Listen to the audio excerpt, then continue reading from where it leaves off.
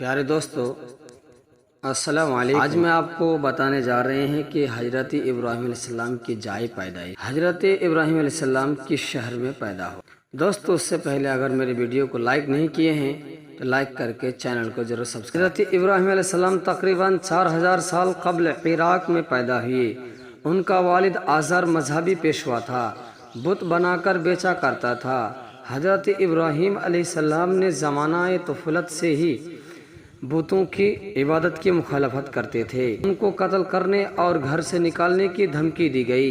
حضرت ابراہیم علیہ السلام کا ایک عبادت گاہ میں گھس کر بڑے بت کے علاوہ تمام بتوں کے ٹکڑے ٹکڑے کرنے کا واقعہ پیش آیا، جس کا ذکر قرآن کریم میں ہے۔ اور پھر نمرود بادشاہ کے ساتھ مناظرہ ہوا۔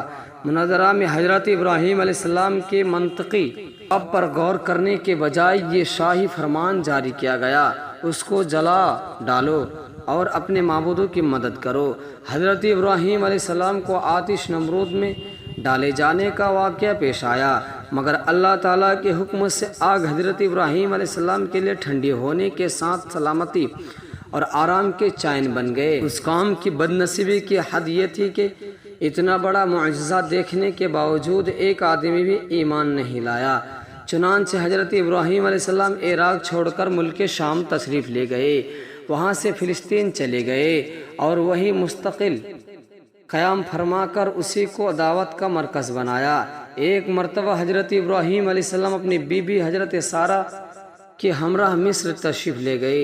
وہاں کے بادشاہ نے حضرت ہاجرہ کو حضرت ابراہیم کی اہلیہ حضرت سارہ کی خدمت کے لیے پیش کیا۔ اس وقت حضرت سارہ کی کوئی اولاد نہیں ہوئی۔ مصر سے حضرت ابراہیم علیہ السلام پھر فلسطین واپس تشریف لائے۔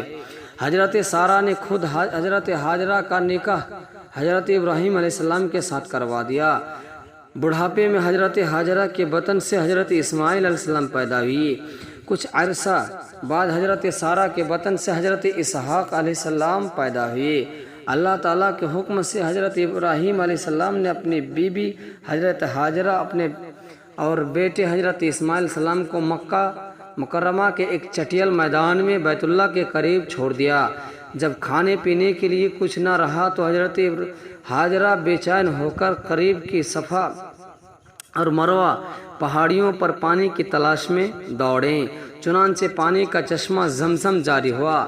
کچھ مدت کے بعد ایک قبیلہ بنو جرہم کا ادھر سے گزر ہوا۔ پانی کی سہولت دیکھ کر انہوں نے حضرت ہاجرہ سے قیام کی اجازت چاہی۔ حضرت ہاجرہ نے وہاں قیام کرنے کی اجازت دے دی۔ حضرت ابراہیم علیہ السلام کو خواب میں دکھایا گیا کہ وہ اپنے اکلوتے بیٹے کو ذبح کر رہے ہیں۔ نبی کا خواب سچا ہوا کرتا ہے۔ چنانچہ اللہ کے اس حکم کی تکمیل کے لیے فوراً فلسطین سے مکہ مکرمہ پہنچ گئے۔ جب باپ نے بیٹے کو بتایا کہ اللہ تعالیٰ نے مجھے تمہیں ذبح کرنے کا حکم دیا ہے، تو فرما بردار بیٹے اسماعیل علیہ السلام کا جواب تھا، ابا جان، جو کچھ آپ کو حکم دیا جا رہا ہے اسے کر ڈالیے، انشاءاللہ آپ مجھے صبر کرنے والوں میں پائیں گے۔ پھر اللہ تعالیٰ کی رضا کے لیے حضرت ابراہیم علیہ السلام نے تاریخ انسانی کا وہ عظیم الشان کارنامہ انجام دیا جس کا مشاہدہ نہ اس سے پہلے کبھی زمین و آسمان نے کیا اور نہ اس کے بعد کریں گے۔ اپنے دل کے ٹکڑے کو منہ کے بل زمین پر لٹا دیا، چھری تیز کی، اپنے بیٹے کے گلے پر چلاتے رہے جب تک اللہ کی طرف سے یہ صدا نہ آ گئی، اے ابراہیم، تو نے خواب سچ کر دکھایا۔ ہم نیک لوگوں کے ایسے ہی بدلہ دیتے ہیں اور آزماتے ہیں۔ چنانچہ حضرت اسماعیل علیہ السلام کی جگہ جنت سے ایک مینڈھا بھیج دیا گیا جسے حضرت ابراہیم علیہ السلام نے ذبح کر دیا۔ اس عظیم امتحان میں کامیابی کے بعد اللہ تعالیٰ نے حضرت ابراہیم علیہ السلام کو حکم دیا کہ دنیا میں میری عبادت کے لیے گھر تعمیر کرو۔ چنانچہ باپ بیٹے نے مل کر بیت اللہ شریف خانہ کعبہ کی تعمیر کی۔ اللہ کی تعمیر میں سے فراغت کے بعد اللہ تعالیٰ نے حکم دیا کہ لوگوں میں حج کا اعلان کر دو۔ حضرت ابراہیم علیہ السلام حج کا اعلان کیا۔ چنانچہ اللہ تعالیٰ نے حضرت ابراہیم علیہ السلام کو اعلان نہ صرف اس وقت کے زندہ لوگوں تک پہنچا دیا بلکہ عالم عالم ارواح میں تمام روحوں نے بھی یہ آواز سنی۔ جس شخص کی قسمت میں بیت اللہ کی زیارت لکھی تھی اس نے اس اعلان کے جواب میں لبیک۔ عرفہ شہر ارض مقدس شام کا قدیم اور تقریباً 5500 سال پرانا شہر ہے۔ یہ انبیاء کے سرزمین ہے۔ ہمیں حضرت ابراہیم علیہ السلام کی جائے پیدائش پر حاضری کا موقع ملا۔ حضرت ابراہیم علیہ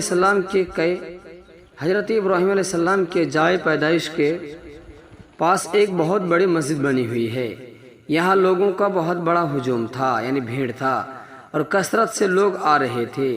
مسجد کافی وسیع، لمبا چوڑا رقبے پر بنی ہوئی تھی۔ یہیں سے ایک راستہ حضرت ابراہیم علیہ السلام کی جائے پیدائش کی طرف نکلتا ہے۔ ان کی پیدائش کا واقعہ بھی موسیٰ علیہ السلام کے واقعے سے ملتا جلتا ہے۔